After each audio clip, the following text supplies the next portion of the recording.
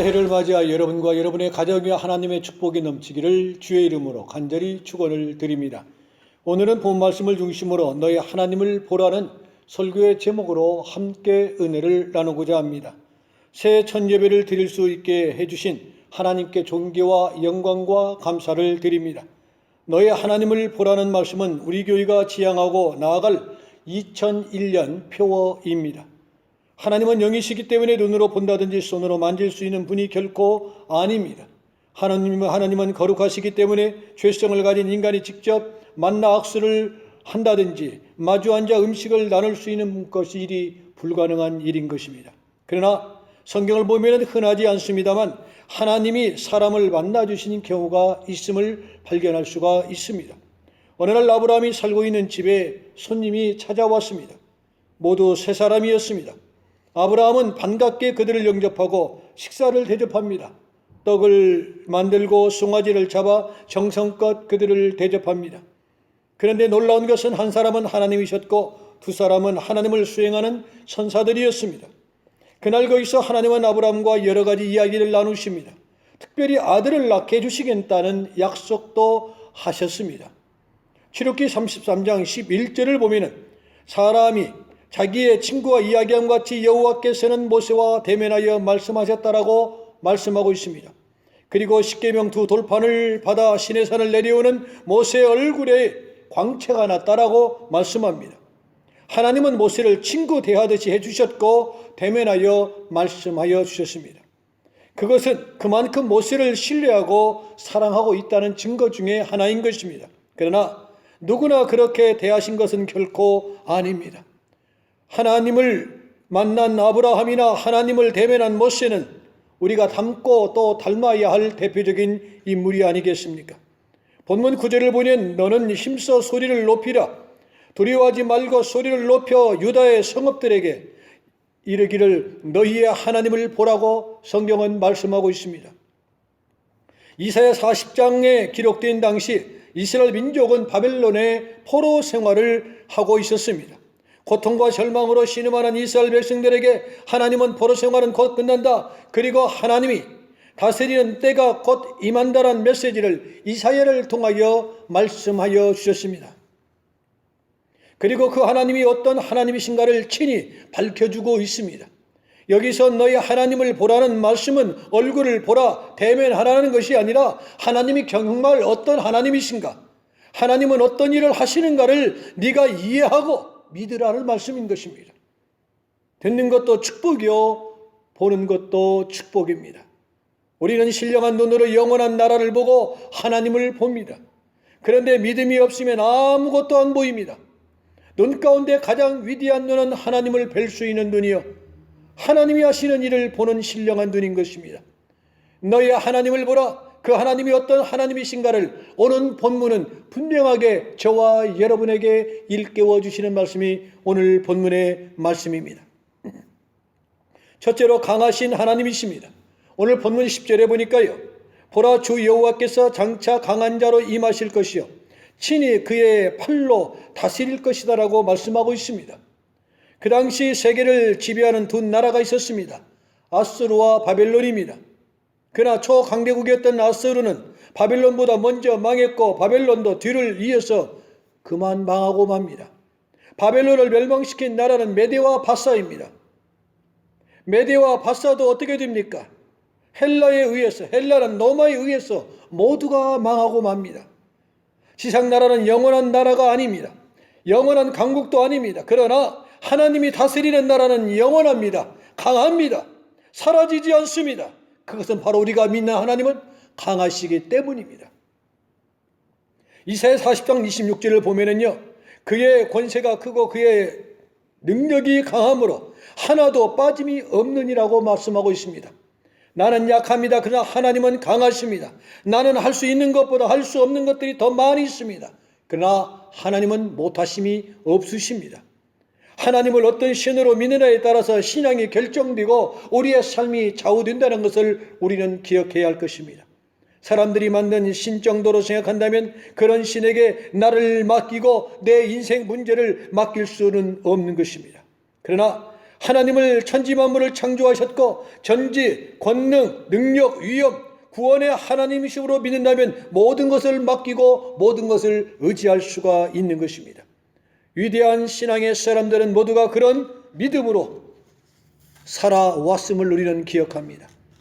모세와 다윗을 예로 들어보겠습니다. 모세는 말이 둔하고 겁이 많은 사람이었습니다.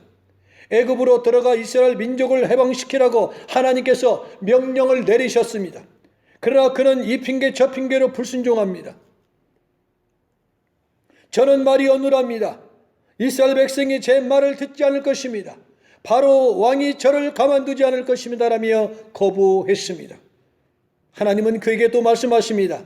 내가 할 말을 가르쳐 주겠다. 말 잘하는 내 형 아론을 내게 붙여주겠다. 강한 오른손으로 함께하고 내가 너를 도와주겠다라고 말씀하여 주십니다. 드디어 모세는 그 말씀에 순종하여 애굽으로 들어갔습니다. 모세가 하나님의 지팡이를 내밀 때마다 기적이 일어납니다. 그것은 모세 때문이 아니라 하나님 때문이었습니다. 모세가 강하고 위대해서가 아니라 모세를 부르시고 보내신 하나님이 강하시고 위대하실 뿐만 아니라 책임져 주시고 함께해 주신다는 말씀을 모세를 통하여 이루어가고 있음을 보게 됩니다. 다윗의 경우도 그랬습니다. 블레셋 장군 골리앗의 기세에 눌려 이스라엘은 왕을 비롯하여 모든 군인들이 숨을 제대로 쉬지도 못하고 있을 때 소년 다윗이 나섰습니다. 중요한 것은 다윗이 골리앗을 이겼다는 것입니다.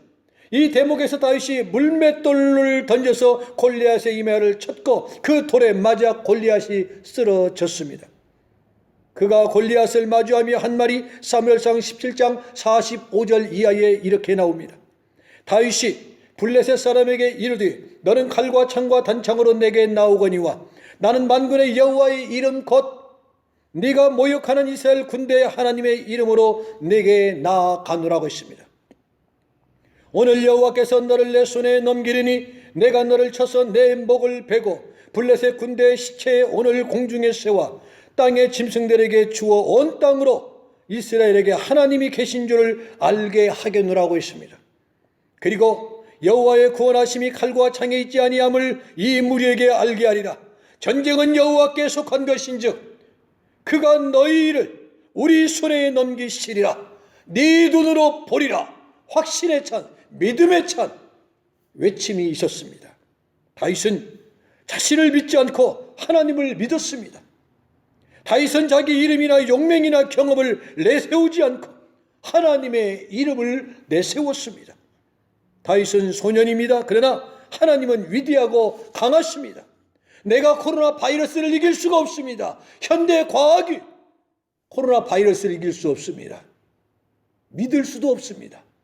하나님의 도우심만이 이겨낼 수 있는 줄로 믿습니다. 여호와는 나의 힘이십니다. 나는 다윗보다 더 약하고 작고 힘이 없습니다. 그러나 하나님은 능력이 많으시고 강하신 하나님이십니다.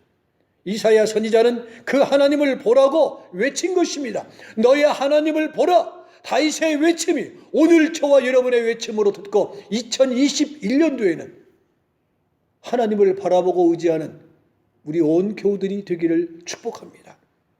둘째로 양육하시는 하나님이십니다.